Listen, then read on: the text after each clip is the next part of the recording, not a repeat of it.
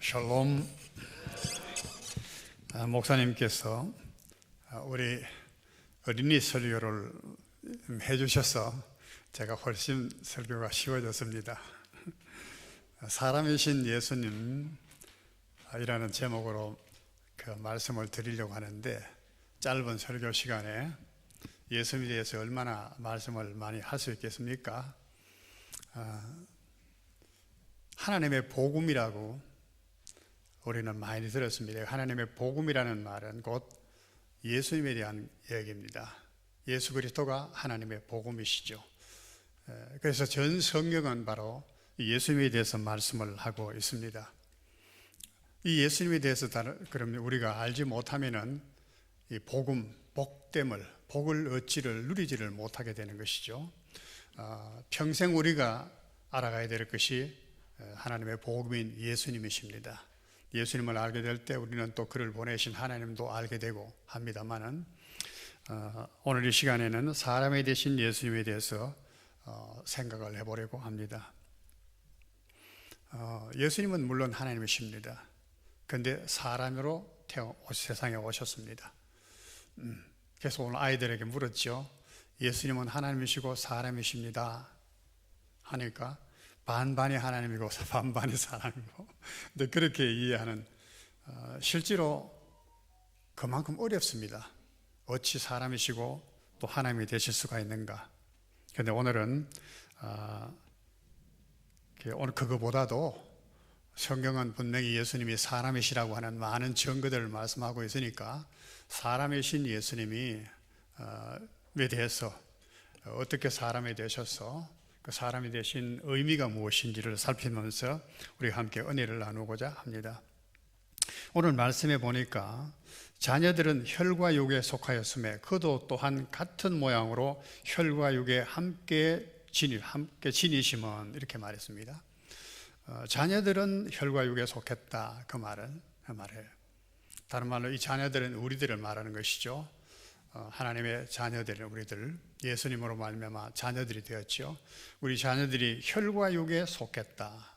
혈과 육, 몸을 가졌다, 그 말이죠. 몸을 가졌는데 예수님도 이와 같이 우리가 같은 모양으로 혈과 육을 가지시고 태어나셨다는 말씀을 하시는 겁니다. 다른 말로 하면은 사람이 되셨다는 뜻이에요. 왜 그러냐 하면은 11절 말씀 누가 읽지를 않았는데 11절 말씀에 보면은 거룩하게 하시는 이와 거룩하게 함을 입은 자들이 다 한 근원에서 난지라. 그러므로 형제라 부르시기를 부끄러워하지 아니하시고, 그랬습니다. 거룩하게 하시는 이는 바로 예수님을 말하는 겁니다. 또 거룩하게 함을 입은 자들은 하나님께서는 우리를 말합니다. 예수님으로 말미암아 우리가 성도가 됐죠. 거룩한 사람이 되었습니다. 그래서 예수님과 우리가 다 한 근원에서 났다, 이렇게 말합니다. 이 한 근원은 뿌리를 말하죠. 한 뿌리에서 났어요. 한 뿌리에서 나오면 같은 사과예요. 사과나무에서 나면 같은 사과가 열매가 맺히는 겁니다. 그렇죠? 좀 큰 거 좀 작은 게 있긴 하지만은, 또 우리도 한 부모님 밑에서 다 태어나면은 형제 자매입니다. 그렇죠? 남자도 있고 여자도 물론 있고 형제도 있지만 다 형제 자매이죠. 우리가 한 뿌리에서 났다, 한 근원에 났어. 하나님께로부터 났어요. 예수님께서도 하나님께로부터 났고 우리도 또 하나님께로부터 지음을 받았고, 그래서 우리가 한 형제라고 불린다, 그런 얘기예요. 형제. 또 우리는 혈과 육을 가져 몸을 가졌어요. 예수님도 그래서 몸을 가지시고 태어나셨다. 왜? 우리와 같은 형제가 되시기 위해서. 근데 형제가 되기를, 형제라고 불리워지는 것을 부끄러워하지 아니하셨다, 이렇게 말씀하셨어요. 참 이것이 참 복음입니다. 하나님이 예수님을 사람으로, 우리와 같은 혈과 육을 가진 사람으로 보내신 것은 우리의 형제가 되게 해주시기 위함입니다.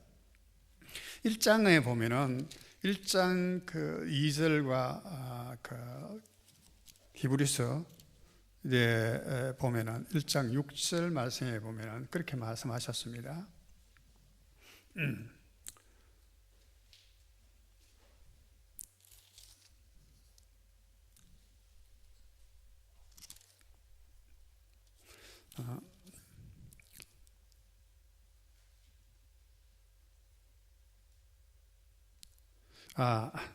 맏아들이라고 이야기해서 맏아들, 예수님은 우리에게 맏아들이라, 하나님의 맏아들이라 이렇게 말씀하셨고, 또 상속자라 이렇게 말씀하셨습니다. 2절에 보면은 아들로 이 아들을 만유의 상속자로 세우시고, 예수님은 상속자로 세우셨다고 말씀하고 있고, 6절에는 보면은 맏아들을 이렇게 하나님께서 그 아들을 세상에 보내실 때에 맏아들로 보내셨다, 그렇게 말씀하시죠. 맏아들을 이끌어 세상에 다시 들어오게 하실 때 우리가 형제가 되셨는데, 형제지만 맏아들, 장자가 되게 하셨다, 그런 뜻입니다. 여기에 장자라고 하는 의미가 굉장히 깊습니다만, 한 가정을 대표하는 것이 장자입니다. 그죠? 애굽에서 장자가 죽으면 그 가문은 다 멸절한 것과 같다는 것이죠. 그래, 상속자라는 것도 마찬가지죠. 모든 것을 다 물려받는다는 것이죠. 우리의 형제가 되지만은 우리를 모든 것들을 다 그분께서 책임을 맡았다, 그 말이에요. 상속하면 좋은 것만 상속받는 걸로 생각하지만은, 노예가 되면은요, 우리 부모님이 노예가 되면은 우리는 다 노예의 신분으로 태어나게 돼요. 노예라고 하는 것도 상속받을 수밖에 없어요. 우리가 죄인으로 태어났기 때문에 죄를 상속받고 있습니다. 근데 예수님은 이러한 모든 자들을 받아들이는 상속자가 되셨다는 그런 뜻입니다. 어쨌거나 예수님은 여기에서 우리와 같은 형제가 되기 위해서, 맏아들이 되기 위해서, 상속자가 되기 위해서 우리와 같은 혈과 육을 지닌 사람으로 태어나셨다라고 하는 말씀입니다. 이것이 참 대단히 중요하고 우리에게 복음이라는 것을 우리가 생각해 볼 수가 있습니다. 형제라 불리우는 것을 부끄러워하지 아니한다. 참 부끄러운 사람도 많지요. 어떤 사람은 보면은 저 사람이 우리 형제라니, 이런 사람이 있고, 저 사람이 우리 형제라니 너무 자랑스럽다, 그런 사람도 있습니다.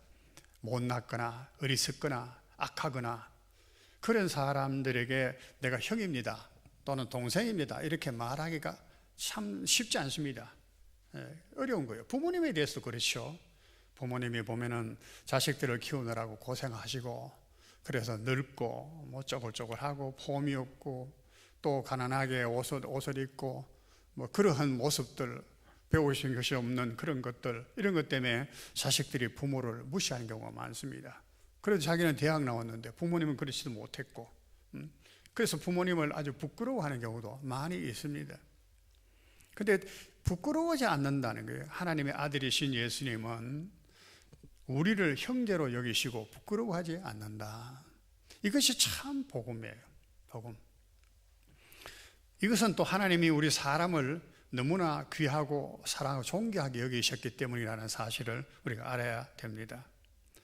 이 히브리서 2장을 말씀해 보면 하나님이 사람을 얼마나 귀하게 여기신가 하는 말씀이 참 나와서 1장, 2장에 전부 다 그리 나오는데, 2장 6절에 특히 보면은 사람이 무엇이기에 주께서 그를 생각하시며 인자가 무엇이기에 주께서 그를 돌보시나이까, 이렇게 말했어요. 이것은 시편 8편에 있는 말씀을 그대로 인용했습니다. 옛적에도 이렇게 하나님께서 사람을 존귀하게 지으셨다라고 하는 것을 노래했었어요. 그런데 똑같이 신약에도 이 말씀을 인용해서 말씀합니다. 그 시편 8편에 보면 그렇게 말했거든요. 주의 손가락으로 만드신 주의 하늘과 주께서 베풀어 두신 달과 별들을 내가 보니 사람이 무엇이기에 주께서 저를 생각하시며 인자가 무엇이기에 주께서 그를 돌보시나이까. 그를 하나님보다 조금 못하게 하시고 영화와 존귀로 관을 씌우셨나이다. 우리 사람이 존귀하다는 거예요. 하나님이 우리를 존귀하게 여기셨기 때문에, 귀하게 여기기 때문에 아들을 우리와 같은 모양으로 보내셔서 우리의 맏아들이 되게 하시고 상속자가 되게 해주셨다, 그런 말씀이에요. 그래서 하신 것이 뭡니까?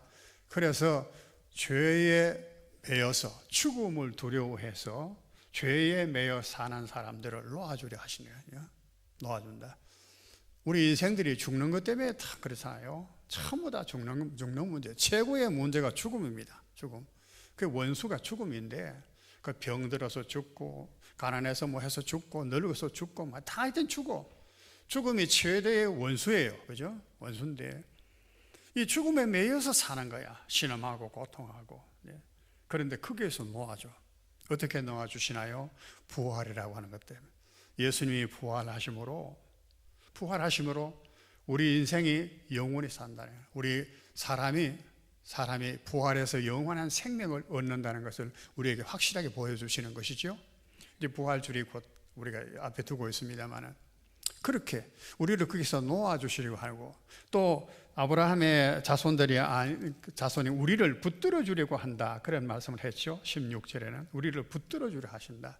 우리는 약한 것이 너무 많습니다. 혈과 육을 가진 우리 인생은 너무 약해요. 무지하고 또 악하고, 그래서 죄에 많은 유혹을 받고. 그런데 예수님께서는 그런 것들에서 우리를 붙들어 주셔, 흔들리지 않도록 그렇게 붙들어 주시는 겁니다. 우리가 이 말씀을 좀 세부적으로 깊이 생각해야 되겠지만은 이렇게 해주시려고 예수님이 우리와 같은 사람이 되셔 오셨다. 뿐만 아니고 예수님은 우리와 함께 거하기 위하여 오셨다는 것입니다. 오늘 말씀에는 그 부분이 분명히 드러나지는 않지만은, 형제라고 하는 그 말 속에 다 포함되어 있지만은 요한복음에 보면 그랬습니다. 말씀이 육신이 되어 우리 가운데 거하심에, 그래서요 말씀이신 예수님께서, 하나님이신 예수님께서 몸을 입으시고 우리 가운데 오셨다는 것은 우리 가운데 장막을 치고 함께 사신다, 그런 뜻이에요. 우리가 함께 하시는 거예요. 예수님이 이제 부활하시고 성천하실 때에 제자들에게 하신 말씀이 있습니다. 세상 끝날까지 내가 항상 너희와 함께 있으리라, 그렇게 말씀하셨어요. 그게 그냥 거짓으로 한 말씀이 아니거든요. 예수님은 항상 함께 계실 것입니다. 지금도 함께 계십니다. 어떻게 예수님이 함께 계시는가, 이렇게 반문할지 몰라도 예수님은 태초부터 하나님과 함께 계셨습니다. 태초에 말씀이 계시니라, 이 말씀이 하나님과 함께 계셨으니 이 말씀이 곧 하나님이시라, 우리가 다 알지요. 태초부터 하나님과 같이 계신 제2위의 하나님이십니다. 근데 그분이 세상에 계셨으나, 그래서요 1장 요한복음 1장 10절에 그가 세상에 계셨으나 아무도 그를 알지 못했다, 그렇게 말해요. 그리고 14절에 말씀이 육신이 되어 우리 가운데 거하심에, 그랬습니다. 예수님은 태초에 계셨고 또 세상에 계셨어. 구약시대 때도 세상에 계신 겁니다. 어떻게 구약시대에 계셨나? 한 가지 예를 들어 보면은 창세기 18장에 보면 소돔 고모라를 심판하러 하나님의 사자가 세 사람이 나타납니다. 나그네처럼 해서 아브라함을 방문하잖아요. 아브라함이 융숭하게 나그네를 대접해드리고, 근데 그 세 사람 중에 두 사람은 애굽으로 가서 내려갔고 소돔 고모라로 내려갔고, 한 사람은 아브라함 앞에 그냥 머물렀었어요. 그러면서 내가 이제부터 하려고 하는 일을 아브라함에게 숨길 수가 있겠느냐, 이렇게 말씀하세요. 그 대화를 쭉 하시는데 그분이 바로 여호와시라. 여호와께서 말씀하실 때 또 이렇게 나와요. 그분은 바로 하나님이십니다. 곧 말씀이신 하나님이 나타나신 거예요, 아브라함에게. 그것이 구약시대 때의 그리스도의 모습입니다. 요한복음 8장 25절에 보면 네가 누구냐? 사람들이 예수님에 대해서 질문을 많이 합니다. 여러 질문하지만은 예수님이 거기에서 여러 말씀을 하시지만 이런 말씀도 하셨어요. 나는 처음부터 너희에게 말하여 온 자니라, 이렇게 말씀하셨어요. 처음부터 말하여 왔다, 쭉 말씀해 왔어요. 아브라함에게도 말씀해 오셨고 선지자들에게도 여호와의 말씀이 임하니라 그랬잖아요. 그 말씀이 그리스도께서 하신 거예요. 선지자들에게 말씀으로 임하여 나타났고, 아브라함에게 실제로 형상을 입고 나타나셨고, 내가 세상에 있었다는 거예요. 세상에 계셔서나 세상에 알지를 못했고, 지금은 말씀이 육신이 되어 우리 가운데 오시는데 우리와 혈과 육이 같은 그런 몸을 입으시고 우리의 형제로 세상에 오셨다라고 하는 것입니다. 그런데 우리는 그러면 참 이 부끄러운 죄인, 정말 못난 인간들, 그 얼마나 부끄러워해야 되겠습니까마는 예수님은 그 부끄러워하지 아니하신다. 그 부끄러움을 스스로 안 하셨다는 것. 좀 이제 세월이 좀 지났습니다마는 김연아 여러분 아시죠? 피겨스케이터. 지금은 또 까마득히 잊어서 갑자기 이름이 생각나는데 목사님께 물었지 또 내가. 어떻습니까? 피겨 스케이트 하는데 너무너무 멋지게 해. 관중들이 막 열광을 해. 꽃을 던지고 막 열광을 합니다. 그러고는 시상식에 탁 올라가서 시상을 받는데 그랑프리 1등상을 받잖아요. 동해물과 백두산이 애국가가 탁 나오고, 여러분 그때 감동을 못 느끼셨나요? 도대체 1등을 몇 번이나 했습니까? 얼마나 자랑스럽습니까? 대한민국에 내가 대한민국 사람이라는 거, 국민이라는 것이 너무나 자랑스럽죠. 김연아 같은 사람이 우리 한국 사람이라는 게 너무 자랑스러워서, 이렇게 자랑스러워할 수가 있지만 부끄러워할 수도 얼마든지 있는 겁니다. 예? 지금도 부끄러워해야 될 사람이 참 많아요. 우리 현재 보면은 예수님은 우리가 전혀 자랑스러워할 수 있는 존재가 아님에도 우리를 형제라고 여기는데 부끄러워하지 아니한다. 예? 오늘 또 신랑 신부가 오늘 신혼여행도 안 가고 예배 참석해서 너무 좋네요. 원래는 남남이었어. 신기혁군, 김연진이가 남남이었지, 그지? 전혀. 근데 어떻게 보니까 아내가 되고 남편이 됐어. 그러면 부부가 됐어. 한 몸이 됐어. 한 집에 살아. 같이 먹고 마셔. 그죠? 자녀를 낳고 살아. 이것이 바로 한 가족이요. 이게 한 형제가 되는 겁니다. 예수님이 우리에게 그렇게 오셨다는 것입니다. 부끄러워하지 아니하시고, 부끄러워 아니하시고.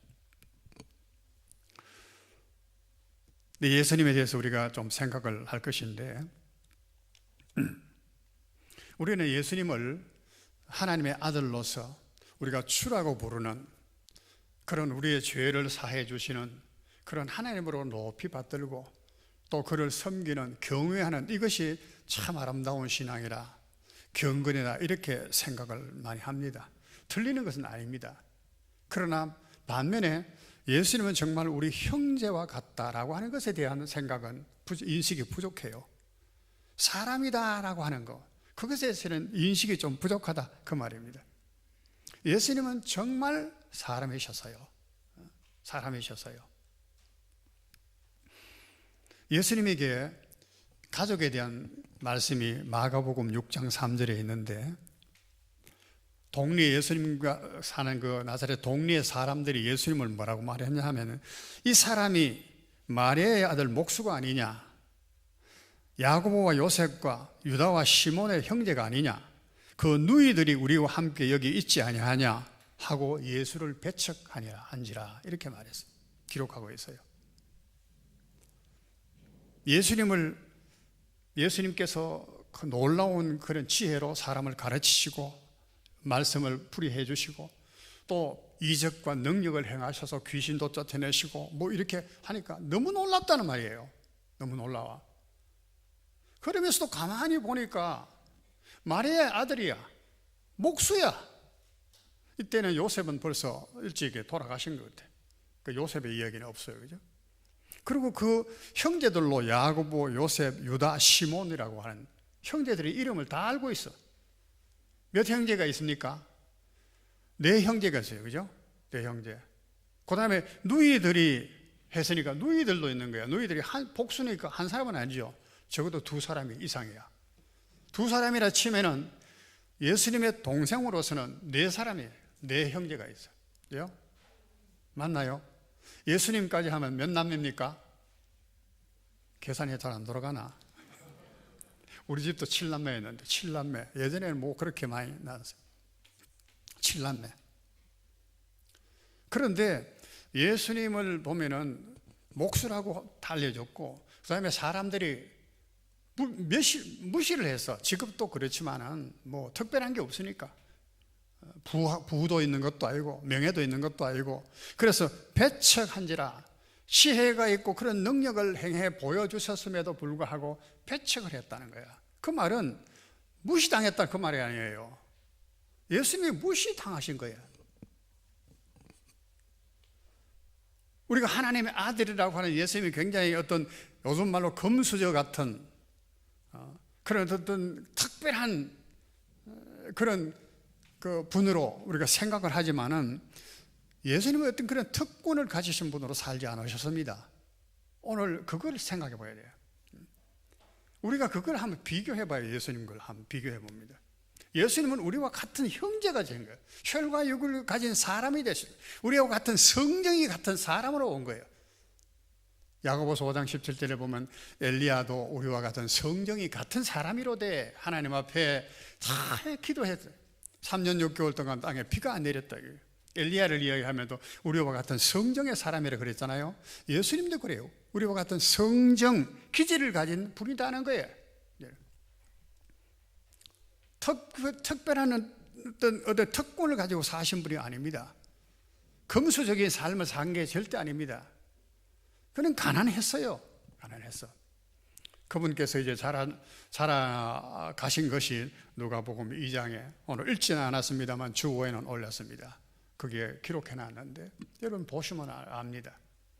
예수가 자라는데 키가 자라고 지혜가 자라고 사람들과 하나님께 사랑스러워 가더라 이랬어요. 키도 자라고 지혜도 자라고. 키는 신체적인 걸 말하죠. 키도 자라고 또 힘도 튼튼해지고 가겠죠. 그다음에 지혜도 자란다는 정신적인 것일 것입니다. 정신적인 거. 또 영적인 것도 포함이 됩니다. 사람들과 하나님 앞에 사랑스러워 가시더라. 딱 한 절만 딱 있어요. 그러고는 이제 40절부터 쭉 보면 예수님께서 12살 때 예루살렘에 올라가는 6월절 때 예루살렘에 올라가는 얘기가 있습니다. 아주 짧은 기록이 예수님의 소년 시절의 이야기밖에 없어요. 그 이상 없습니다. 그런데 그 말씀에 포함한 내용을 보면은 아주 깊다 그 말이에요. 우리가 많은 것을 생각할 수가 있습니다. 예수님은 특별한 특권을 가지고 사신 분이 아니라는 거예요. 예수님이 마리아에게 잉태되었습니다. 물론 성령으로 잉태되셨습니다. 그래서 그분은 죄가 없으신 분입니다.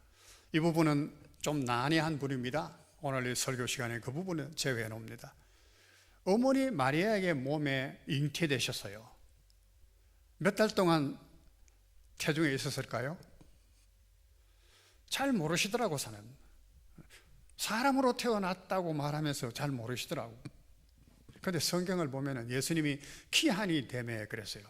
기한이 되매. 기한이 되었다는 것은 태어날 때가 되었다는 거예요. 기한. 예수님의 기한은 석 달인가요? 넉 달인가요? 그게 아니잖아. 배불러 와서 만삭이 되어서 날 때가 되었다는 다 신호가 오는 거예요. 그래서 호적하러 베들레헴에 갔다가 거기서 출생했잖아요. 10달을 뱃속에 있은 거예요. 뱃속에서. 어머니 뱃속에서. 그리고 태어나서요. 해산을 통해서 태어나서 어머니의 젖을 먹고 자라는 겁니다. 그러고는 이 형제들 중에 맏아들이 된 것이죠. 제일 먼저 태어났으니까. 제일 먼저. 맏아들이 되어서 여기에 말하는 마리아, 요셉, 또 유다, 그런 형제들과 또 누이들과 함께 자라는데 그 야고보 같은 형제가 예수님을 어떻게 불렀을까요? 주님 이렇게 불렀을까요? 생각해 봅니까? 뭐라고 불렀을까요? 형님이라고 불렀지. 당연하게. 오빠라고 불렀지 너희들은. 안 그렇게 했습니까? 오늘 우리가 예수님을 생각할 때 너무 멀리 이렇게 생각하는 경향이 너무 많다는 거야. 아니다 그러면 오늘은 그 얘기를 하고 싶은 겁니다. 혈과 육을 가지시고 우리와 성정이 같은 사람으로서 우리의 형제로 태어났어. 죄는 없으시지만은 그분은 죄 있는 우리의 여러 가지 모순들 부족한 게 많은 우리를 부끄러워하지 아니하셨다는 거예요. 부끄러워하지 않으셨다. 그 말은 우리를 무시하지 아니하셨다는 그런 얘기죠. 예수님은 그렇게 해서 이제 자라나셨잖아요. 자라나시는데 형제들과 함께 한 집에서 먹겠죠. 한 이불 속에 잠도 잤겠죠. 예수님은 특별한 음식을 먹었을까요? 형제들이 먹는 음식, 가난한 집안에 태어났으니까 가난한 아마 그런 음식을 먹었을 거예요. 좋은 음식도 잘 못 먹으셨을 거예요 아마. 그죠? 가난한 그 집에서 가난하게 그렇게 사시면서 가난한 사람들의 모든 것을 다 경험하신 겁니다. 히브리서 이 4장에 보면은 예수님께서 우리와 같은 연약한 속에 사셨다는 것을 잘 말씀해 줍니다. 4장 15절에 보면은 모든 일에 우리와 똑같이 시험을 받으시니로되 죄는 없으시니라. 모든 일에 우리와 똑같이 시험을 받아, 여러 가지 시험을 해. 5장 2절에는 그가 무식하고 미혹된 자를 능히 용납할 수 있는 것은 자기도 연약에 휩싸여 있습니다. 예수님 자신도 연약하셨다는 거예요. 어린아이로서 청년으로 자라가며 연약해서, 죄가 있다고 하는 것하고는 다릅니다. 죄는 없지만 인간 자체는 연약한 거예요. 연약한 모습은 그대로 가지고 있었어. 줄이기도 하셨고 공감도 느끼셨을 것이고, 얼마나 많은 어려움을, 배척도 당해보셨고 비난도 받아 시기도 당해보셨고 그러셨을 거예요. 그렇게 예수님은 자라오신 겁니다. 우리의 형제인 것을 보여주시는데, 예수님이 마귀의 시험을 받으신 것을 우리가 잘 압니다. 쭉 자라가시면서 시험을 받으시는데, 네가 하나님의 아들이 아니냐, 그죠? 그러면은 이 배고픈데 돌로 떡덩이를 만들어라. 하나님의 아들이면 할 수가 있죠. 있어야 되고. 그런데 예수님께서 그것을 거절하셨습니다. 사람이 떡으로만 사는 것이 아니다. 그럼 예수님의 중심은 뭡니까? 하나님의 아들이니까 떡을 만들 수 없다가 아니고, 만들 수 있지만은 만들지 않는다는 거예요. 만들 수 없다는 거예요. 할 수 없다는 거예요. 왜? 아버지의 뜻을 생각하니까. 자신의 육신의 배고픔을 극복하신 것입니다. 네가 하나님의 아들이 아니냐? 마귀는 항상 그랬어요. 하나님의 아들은 좀 이래야 되고, 하나님이 아니면 특권이 있어야 되고, 하나님은 무언가 좀 다른 이적을 행할 수도 있어야 되고, 우리는 그런 기대를 많이 하잖아요. 하나님이시면은 좀 우리 이 어려움을 탈피하게 해주십시오. 이러니 고민을 좀 해결해 주십시오. 그렇게 떼쓰고 기도할 때가 참 많은 거예요. 그런데 하나님의 아들이신 예수님을 보시라고. 네가 뛰어내리면 하나님의 천사를 보내서 네 발이 돌에 부딪히지 않도록 탁 받들어 주신다. 성경의 말씀을 응용해서 그렇게 딱 말했어요. 예수님 말씀이 뭡니까? 또 성경에 말씀하기를 주 너희 하나님을 시험하지 말라 했다. 하나님은 그렇게 뭐 해서 시험해 볼 필요 없다. 하나님은 그대로 믿는 거야. 예수님은 그렇게 믿으셨다는 거예요. 또 시험한 게 뭡니까? 내게 엎드려 절해라. 그러면 세상 영과 네가 보는 거 다 네 주마. 마귀가 사탄아 물러가라. 예수님께서 그렇게 말씀하셔서요. 주 너희 하나님만 경배하라는. 우리는 세상을 살아갈 때 조그마한 이익만 있으면은, 조그마한 것은 내게 뭐 물질적이나 뭐 세상적인 도움이 되겠다 싶으면은 지켜야 될 진리, 도덕 팽개쳐 버려요. 신앙도 팽개쳐 버립니다. 돈이면 오케이, 뭐 돈이면. 그래서 기도해서 뭐 좀 뭐 얻으면은 자식이 잘 되고 돈 좀 얻고 그러면은 하나님 버리는 거야. 그런 사람이 얼마나 많습니까? 예수님은 하나님의 아들의 특권을 안 누리셨다는 겁니다. 하나님의 아들로 능히 하실 수가 있었죠. 병자도 고치고 귀신도 쫓아내고 죽은 자도 살리기도 하고 무리를 걷기도 하시고 다 하셨잖아요. 오늘 말씀 낭독한 것처럼 베드로의 장모 열병에 들었는데 이렇게 세우시기도 하고. 근데 왜 그렇게 하셨는가? 예수님이 하나님의 아들이시다. 하나님께서 우리 형제들을 이렇게 붙들어 주라고 보내신 것이다라는 보여주시기 위한 것이지, 모든 병자를 다 치료해 주라고 한 것은 아니었단 말이에요. 오늘도 우리가 하나님께서 우리의 어떤 그 질병들, 고난들 안 치료해 주실 수가 있습니다. 그러면 하나님의 능력이 없어서 그렇거나, 하나님이 우리를 사랑하신다는 말씀이 거짓이라서 그렇다고 생각하면 그것은 큰 오사인 거예요. 하나님은 그보다도 더 깊은 뜻이 있는 겁니다. 예수님께서는 그렇게 하지 않아요. 네 표적을 좀 보여라. 네가 하나님의 아들이거든 뭔가 좀 보여봐라. 모세가 광야에서 떡을 내리는 것처럼 너도 한번 그려봐라. 사람들이 그렇게 막 요구를 했습니다. 예수님 하신 말씀이 뭡니까? 요나의 표적밖에 보일 것이 없구나. 요나의 표적, 내가 하나님의 아들로서 왔다는 거예요. 형제로서 왔다. 너희 형제와 같이 살면서 어떻게 하나님의 아들인 내가 너희를 붙들어 주는가를 보라는 거예요. 예수님의 삶을 통해서 우리는 예수님이 우리의 구주시라는 것도 믿지만은 예수님은 나와 같은 사람이라는 것을 보게 돼야 돼요. 예수님이 어떻게 사셨는가를 그걸 우리가 본봐야 되고, 예수님께서 어떻게 시험을 이기셨는가를 봐야 되고, 예수님께서 어떤 삶의 목표를 가지고 세상을 사셨는가를 봐야 하는 것입니다. 그것이 우리를 붙들어주는 거예요. 세상은 영원하지 않습니다. 꽃은 떨어지고 풀은 다 시들어지는 거예요. 오늘 있다가 내일 아궁이에 던져질 덜풀 같아. 우리 인생도 다 그래. 그러니까 그런 것을 바라보지 말고 하나님의 나라와 그의 의를 구해라. 예수님의 가르치심이, 본인의 삶도 그러시고, 그래서 그런 정치적인 어떤 역사를 일을 하지 않았습니다. 나라의 어떤 경제를 부흥시키기 위해서 자기들에게 몰려오는 사람들에게 어떤 경제적인 무슨 강의도 하지 않았습니다. 다른 세상적인 것들을 말하지 않았어요. 오직 하나님의 복음에 대해서만 말했어요. 하나님에 대한 믿음에 대해서 가르쳤어요.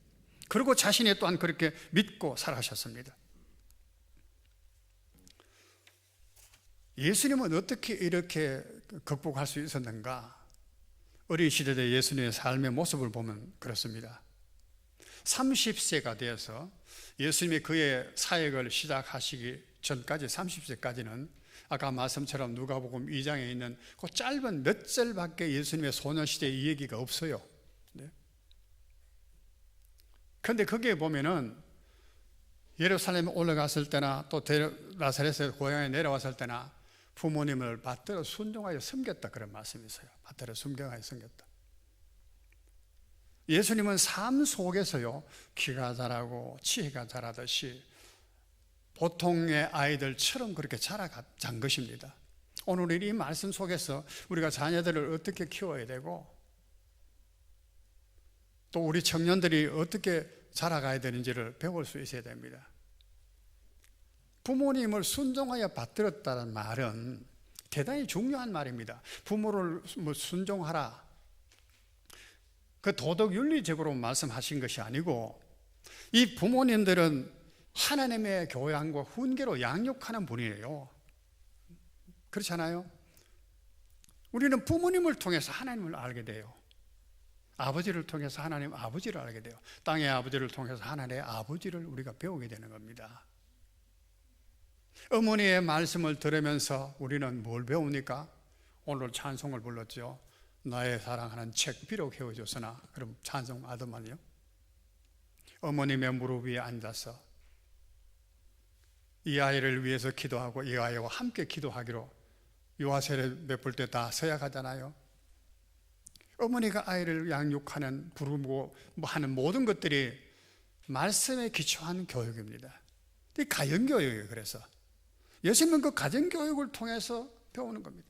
아버지가 목수니까 아버지 열심히 도웁니다. 그러면서 하나님 아버지를 기쁘게 하는, 아버지와 함께 하는 그 즐거움을, 하나님과 함께 하는, 하나님의 일을 하는 즐거움을 그게 느껴보는 거예요. 저도 많이 그랬어요. 어릴 때 도해에 있다가 주말에 시골도 아니지만 예전에는 그 시골이라 그래서 가면은 아버지가 밭에서 일을 하시고 계셔. 그러면 가면요, 가면은 옆에만 있어도 좋아하시는 거야. 하여튼 좋아하셔. 힘이 펄펄 나, 일하시는 것이. 그렇게 좋아하셔. 그럼 나는 아무것도 아니지만 좀 일 좀 이렇게 거둔다고 하는 그것도 기쁨이 나도, 기쁨이 있어. 부모를 순종하여 받드는 데는 하나님의 그만한 보상을 주실 뿐만 아니고 하나님을 알아가는 영적인 지혜가 자라가야 하는 거예요. 예수님이 키가 자라고 지혜가 자라고 하나님과 사람에게 더 사랑스러워 가더라 하는 말에 2번이나 기록했습니다. 52절에도 또 그 말씀이에요. 더욱 사랑스러워 가더라.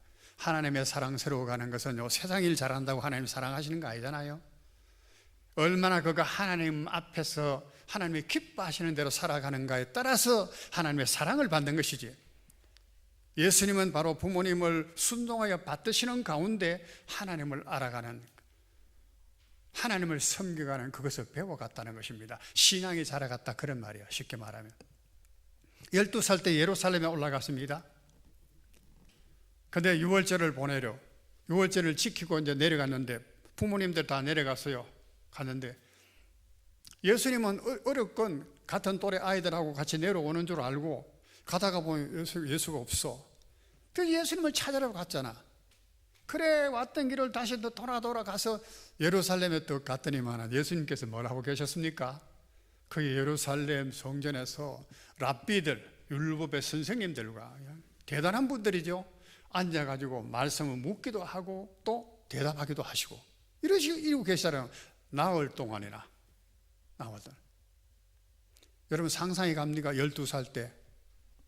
물론 나사렛에도 그는 주일에 시나고구 회당에 가서 말씀을 배웠고 선생님들에게 배우기도 하고 그랬을 것입니다.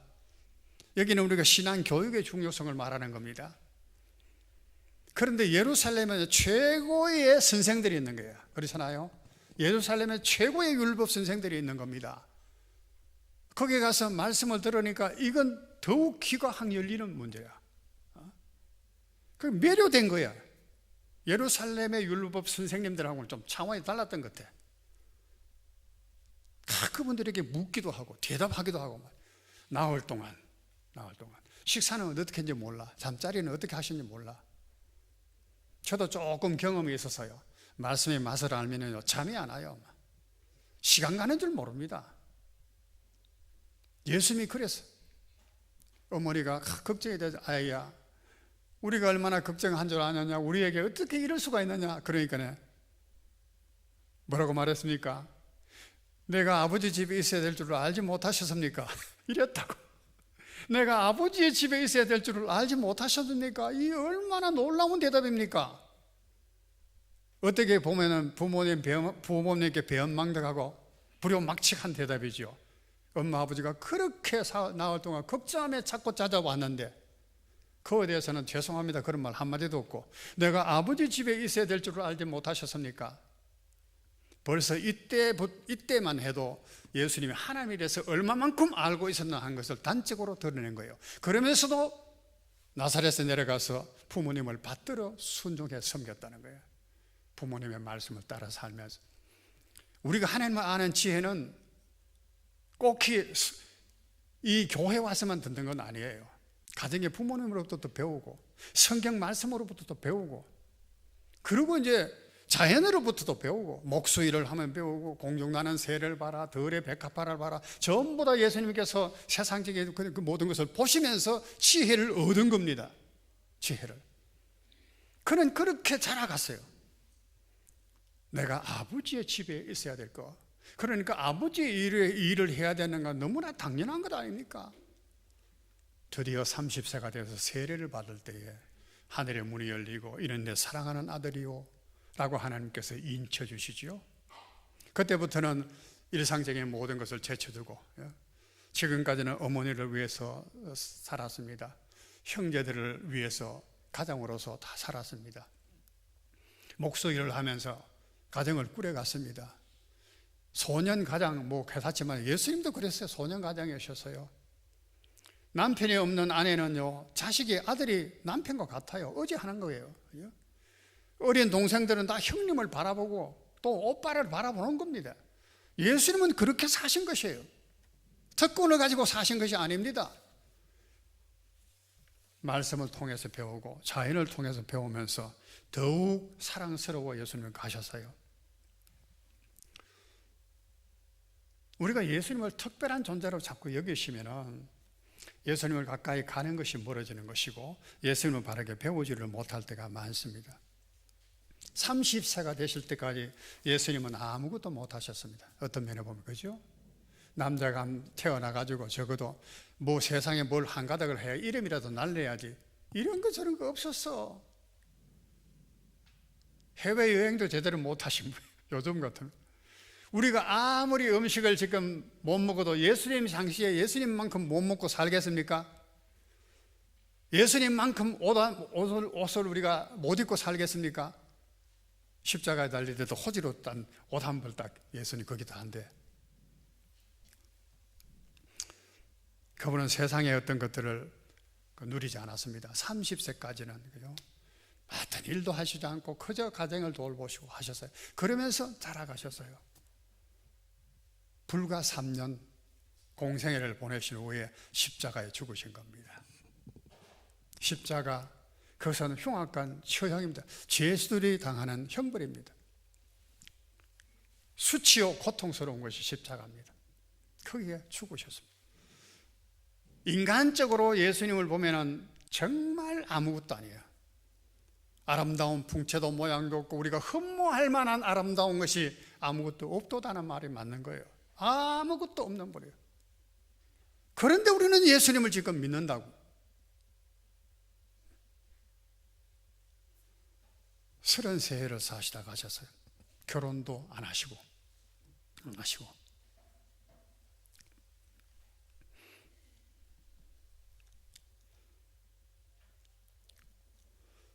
사람은 그렇게 존귀한 존재입니다. 하나님이 자기 형상대로 만들으셨어. 나는 아직도 참 좀 노원이가 많은 그런 말씀이지만은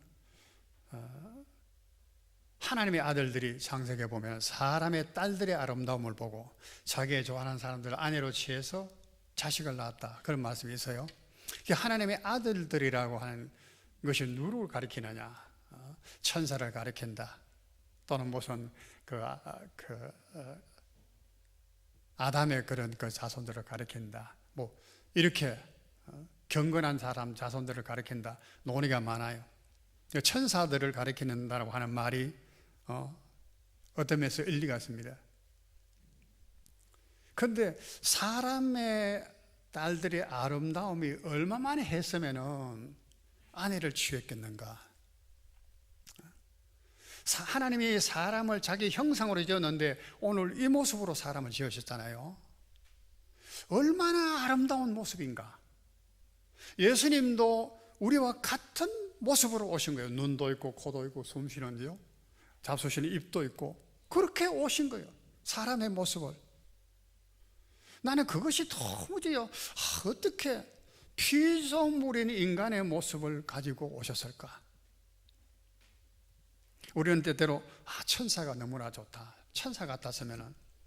근데 여러분, 천사요, 가만히 보면은 천사는 히브리서에 보면 부리는 영으로서, 부리는 그런 종으로서 우리에게 주신 것이지, 천사는 대단한 존재가 아니야. 뭐 날개가 있고, 천사도 보면 사람의 모양을 띠고 항상 나타났어요. 가브리엘 천사도 사람의 모양을 띠고 나타났거든. 이사야가 본 스라비 6 날개가 있고, 그것은 천사의 영광을 표현하기 위해서 그런 것뿐이지 실제로 천사가 6 날개가 있다는 의미는 아니잖아요. 사람의 모습을 떼서. 천사가 부모가 있습니까? 천사가 형제 자매가 있습니까? 천사가 고생하고 고난당하는 일이 있습니까? 그런데 하나님, 사람은 안 그렇잖아요. 부모가 있잖아요. 형제 자매가 있잖아요. 인생이 힘들다 고난스럽다 하지만은 이 고난이야말로 얼마나 귀한 것입니까? 예수님이 그 고난을 당하시네요. 인생으로서 우리와 같은, 어쨌든 우리와 같은 성정이 같은 사람이에요. 예수님이. 그래 오셔서 그렇게 사셔서 우리로 하여금 그것을 보여주시며 위로를 주시는 겁니다. 우리는 참 하나님께 기뻐하고 감사해야 될 것입니다. 사람으로 이렇게 태어난 것, 영광과 존귀로 관을 세워주신 이 사람으로 태어난 것, 하나님의 손가락으로 만드신 모든 것들을 다 다스리는 존재로 우리를 삼아주신 것을 너무나 감사해야 됩니다. 우리가 죄인 되었을 때에 독생자 아들을 우리 같은 형제가 되도록, 그래서 우리의 모든 것들을 책임질 수 있는 맏아들로서 세상에 보내주셨다는 것에 대해서 우리가 또한 감사해야 되는 겁니다. 그러면서 여러분, 우리도 사람을 부끄러워해서는 안 됩니다. 우리 형제들 부끄러워하면 안 돼요. 형제간에도 막 시기를 하고 무시하고, 참 왜 그런지 모르겠어요. 그죠? 뭐가 잘났으면 얼마나 잘났다고, 가졌으면 얼마나 많이 가졌다고, 배웠으면 얼마나 배웠다고, 지위가 있으면 얼마나 무슨 지위가 있고, 학벌이 있으면 얼마나 더 큰 학벌이 있다고. 하나님 앞에서 아무것도 아닌 존재가, 예수님이 우리와 같이 형제 되기를 기뻐하시고 우리의 형님이 되어주셨는데 우리가 뭘 말할 수 있겠습니까? 이단들을 보면은요, 정말 이단들이 나쁜 것은 자기가 그리스도라고 하는 이단도 있잖아요. 내가 예수라고 하는, 참 알지도 못한 게, 그러면 죽을 수 있을란지 지가. 초대교회도 이단들이 참 많았습니다. 아리우스라고 하는 이단들이 있었는데, 아까 목사님이 아이들한테 물은 질문처럼 예수님은 하나님이고 사람이십니다. 네. 다 인정한다. 성경이 그렇게 말하니까. 그러니까 사람도 반이고 하나님도 반인, 반신반인.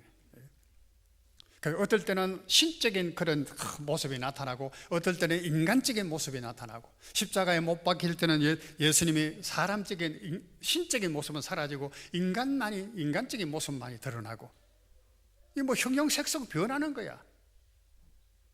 어떨 때는 사람으로 됐다가 어떨 때는 하나님의 역할을 했다가, 이런 식으로 예수님을 이해한다든가, 하나님과 사람의 앞에서 이상한 제3의 존재가, 어떤 사람도 아니고 인간이 아닌 어떤 제3의 존재가 되는 것처럼 이렇게 예수님에 대해서 이해를 하는 것도 있고, 물론 우리가 하나님과 완전한 인간인이 어떻게 한 인격체 안에 있을 수 있는가 하는 것은 어려운 문제입니다.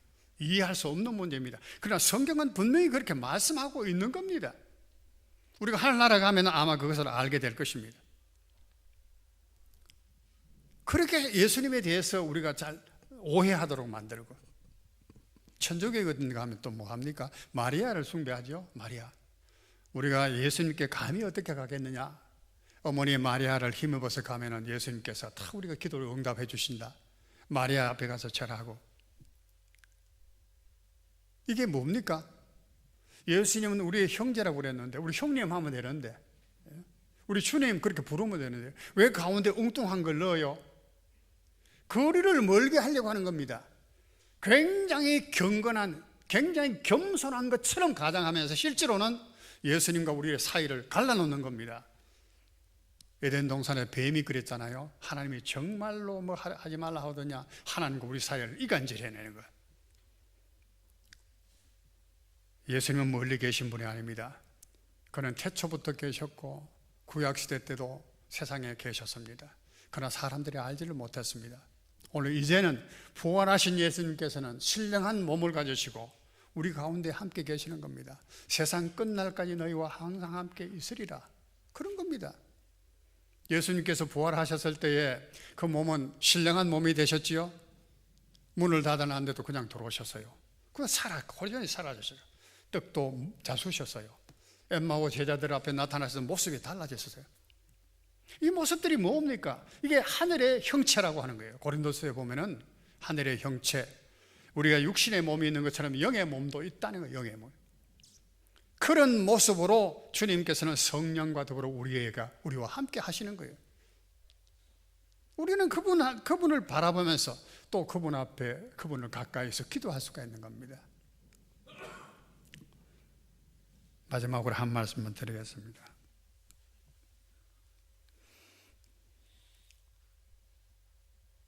이번에 트로트 얘기가 참 많이 하더라고요. 양재원이라고 하는 제주도 댁이 1등 했다고요. 그런데 국민투표에서 굉장히 많이 얻었대. 그런데 그걸 이제 평하는 사람이 왜 많은 국민투표를 얻었는가? 그 사람이 제주도 댁에다가 저 남쪽에 제주도에서 멀리 온 사람이고, 그야말로 시골 사람이고, 또 효녀래, 효녀. 아버지한테 자기 간을 떼서 이식해준 그런 효녀래. 그것 때문에 국민적인 지지를 얻었다는 거야. 보십시오. 자기 간을 떼서 아버지한테 이렇게 드린 거, 그 효성이 지극해. 모든 사람이 그게 감동을 받아 표를 한 표 더 주는 거야. 노래야 뭐 거의 비슷비슷한 그거고. 우리가 그런 걸 보면서 우리가 김연아가 무슨 우리의 대한민국 사람이다, 그가 우리가 자랑스러워하는데, 예수님이 우리 형제, 나의 형님이라고 하는 것에 대해서는 얼마나 자랑스러워합니까? 얼마나.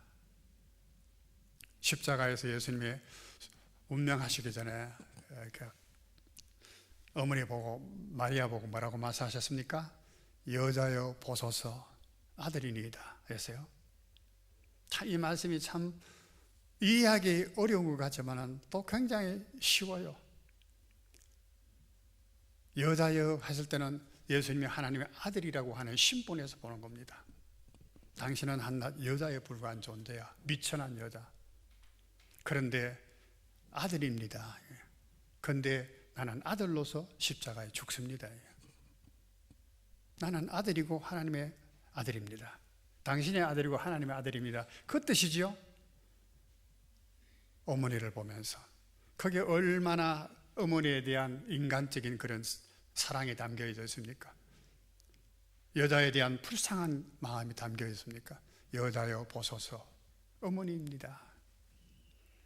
그 예수님의 그 말씀하신 마음을 우리가 이해만 한다 해도 육신으로 오신 예수님, 우리와 함께 우리의 질고를 풀어주시고 붙들어 주실 뿐만 아니고 우리가 함께 거하러 오신 그 하나님, 그 예수님께 우리 너무너무 감사해야 될 것이 많고, 천사보다도 더 존귀한 자로 우리 사람을 만들어 주신 우리가 얼마나 존귀하다는 것을 생각하게 되고, 우리는 우리 형제들을 또 존귀하게 여겨야 되겠다고 하는 그런 도전을 받는 말씀이 아닐 수가 없습니다. 오늘 이 시간 이 말씀을 생각하면서 우리 모든 성도들에게 같은 은혜가 있기를 주의 이름으로 축원합니다. 한번 기도드리겠습니다.